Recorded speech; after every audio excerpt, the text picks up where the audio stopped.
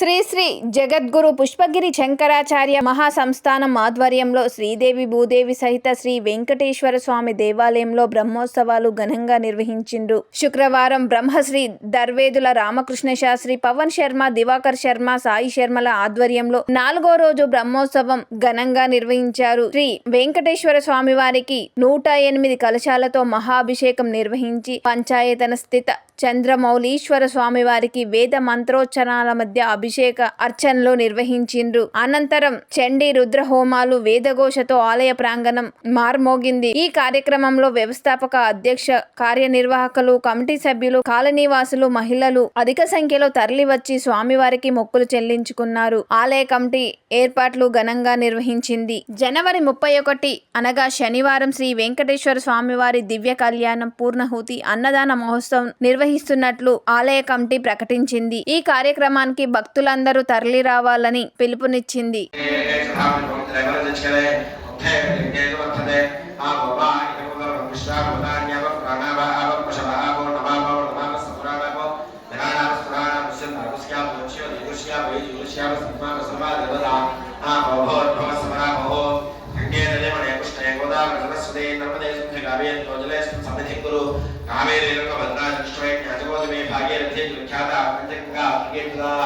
ఆయాంతో అష్టోత్తర దేవతా పూజార్థం